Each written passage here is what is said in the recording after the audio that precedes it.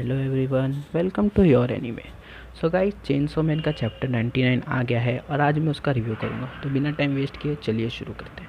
So last chapter में हमें war devil से इंट्रोड्यूस किया गया था, और अगर आप लोग ने 4 हॉर्समैन वाली थियरी सुनी है या कहीं पढ़ी है तो हो सकता है कि माकीमा से कोई कनेक्शन हो वॉर डेविल का, क्योंकि पार्ट 1 में हमें बताया गया था कि न्यूक्लियर वेपन डेविल को चेनसो मैन ने खा गया था। माकीमा मतलब एक्सप्लेन कर रही थी, वो एक पूरा पैनल था। ये चैप्टर शुरू होता है और आसा मिटाका नींद से उठी है और वो नॉर्मल होती है। ना उसके फेस पर कोई निशान होता है, ना उसे कोई भी इफ़ेक्ट लड़ाई का दिखता है। और फिर उसके सामने वॉर डेविल आ जाती है और वो आसा के बॉडी में उसके सामने है और उसके फेस पे स्कार्स है और आंखें भी अलग है।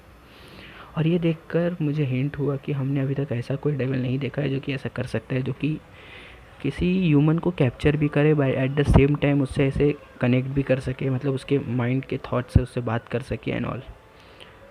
आशा ये देखकर शॉक हो जाती है कि वो अभी भी ज़िंदा है, और आशा वॉर डेविल को टच करने जाती है तो उसका हाथ उसके बॉडी के आर पार हो जाता है, मतलब वो उसे टच नहीं कर सकती। और हो सकता है कि उसके माइंड में वॉर डेविल उससे बात कर रही हो और उसे ऐसा रियलिटी में दिख रहा है। फिर हमें पता चलता है कि भले वॉर डेविल ने आशा की बॉडी ले ली थी, पर आशा अभी भी चल फिर सकती है, सोच सकती है, क्योंकि वॉर डेविल ने उसके ब्रेन का आधा हिस्से को डैमेज नहीं किया, उसे वैसे ही छोड़ दिया ताकि वो ज़िंदा रहे। और हमें फिर पता चलता है कि वॉर डेविल ने ऐसा क्यों किया। वॉर डेविल ने आशा को ज़िंदा रखा ताकि वो उसे ह्यूमन सोसाइटी में ढाल सके। वो ह्यूमन सोसाइटी से फेमिलियर नहीं है और वो पकड़ी ना जाए कि वो एक डेविल है, इसलिए उसने आशा का हाफ ब्रेन ज़िंदा रखा है और आशा को अभी तक ज़िंदा रखा है। लेकिन वॉर डेविल जब चाहे तब आशा को पूरा मार सकती है और उसका हाफ ब्रेन को तबाह कर सकती है। फिर अगले पेज पे हमें दिखता है कि वॉर डेविल आशा को ऑफ़र करती है कि वो उसके लिए एज ए ह्यूमन काम करे ताकि वॉर डेविल को कोई पकड़े ना। लेकिन आशा अभी भी सोच में है कि जो सब हुआ है उसके बाद वो शॉक में है। फिर वॉर डेविल उसे कहती है कि तुम्हारा पहला टास्क ये होगा कि तुम्हें स्कूल जाना है। आशा को स्कूल नहीं जाना है, लेकिन आशा पूछती है क्यों, तो वॉर डेविल कहती है कि जिस स्कूल में तुम पढ़ती हो उसी स्कूल में चेनसो मैन पढ़ता है, आई मीन डेंजी। लास्ट चैप्टर के एंड में हमें पता चला है कि वॉर डेविल चेनसो मैन को मारना चाहती है, क्योंकि चेनसो मैन ने न्यूक्लियर वेपन डेविल को खाया होता है।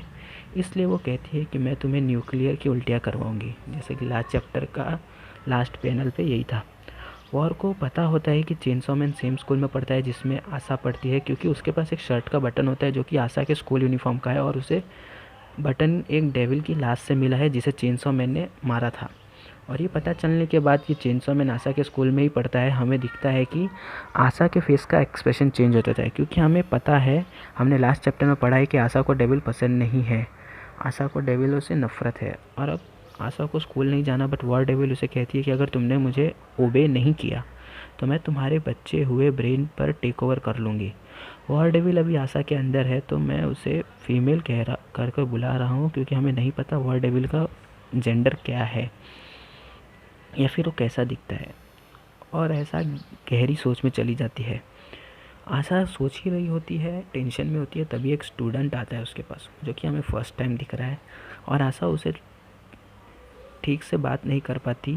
स्टूडेंट उसे कहता है कि क्या मैं तुम्हें क्या तुम ठीक हो, कोई हेल्प चाहिए।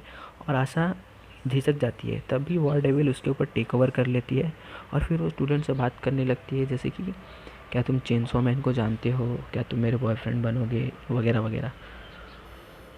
लेकिन ये सारी कन्वर्जेशन में मुझे एक चीज़ ना बहुत स्ट्रेंज लगी। ये लड़का जो भी है, ये बिना हिचकिचाए बात कर रहा है। आई मीन जब वॉर डेविल टेक ओवर करती है आशा के बॉडी पर, तो उसके फेस पे स्कार आ जाता है वापस, बट वो लड़का उन स्कार्स को देखने के बाद भी नॉर्मल ही रहता है। उसे पता है कि आशा सामने जिस लड़की से बात कर रहा है उसके अंदर अभी एक पर्सनैलिटी चेंज आया है। आज यहाँ तक कि वॉर डेविल उसे ये भी पूछती है कि क्या तुम मेरा बॉयफ्रेंड बनोगे, वो लड़का नॉर्मली चले जाता है कि नॉट इंटरेस्टेड बोलकर। तो ये मुझे थोड़ा स्ट्रेंज लगा, क्योंकि कोई भी आम आदमी ऐसी सिचुएशन में ना हिचकिचाएगा या थोड़ा तो नर्वस होगा। इस कन्वर्सेशन के बाद हमें पता चलता है कि वॉर के पास एबिलिटी है, जो भी उसका है वो उसे वेपन बना सकती है, जो कि हमने पिछले चैप्टर में देखा था कि वो किसी भी चीज़ को वेपन में कन्वर्ट कर सकती है, और वो इस लड़के के साथ वही करने वाली थी। और उसका गोल ये है कि वो जितना हो सके उतने ह्यूमंस को वेपन बनाकर चेनसो मैन के साथ वॉर डिक्लेयर करेगी और उसे मारेगी।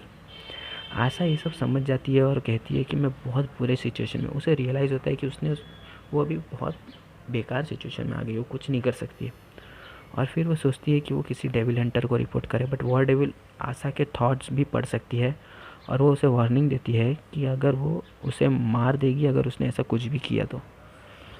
सो वॉर डेविल बहुत क्रूल भी है, एट द सेम टाइम बहुत सैवेज भी है और बहुत स्मार्ट भी है, मतलब हमेशा आगे का ही सोच रही है अभी तक तो। लेकिन इसके बाद वॉर डेविल आशा को एक ऑफ़र देती है कि अगर वो उसकी हेल्प करेगी चेनसो मैन को मारने में तो वो आशा की बॉडी वापस कर देगी। उसके बाद हमें दिखता है कि आशा ने डेविल हंटर ग्रुप ज्वाइन कर लिया है ताकि वो लोग चेनसो मैन को ढूंढ सके, और वो जिस ग्रुप में जाती है वहाँ पर वही लड़का होता है जिसके साथ वॉर ने बात की थी, और एक नई लड़की भी है उनके ग्रुप में। यहाँ पर चैप्टर ख़त्म हो जाता है। ओवरऑल ये चैप्टर भी अच्छा था, आई मीन हर चैप्टर में हमें फ़ाइट नहीं दिख सकता हमें, बट चैप्टर ज़्यादा हुक नहीं कर पाते हैं ऐसे। मैं तो वेट कर रहा हूँ कि हम कब डेंजी से मिलेंगे, कब हमें मतलब वो मोमेंट आएगा जब चेनसो मैन की एंट्री होगी।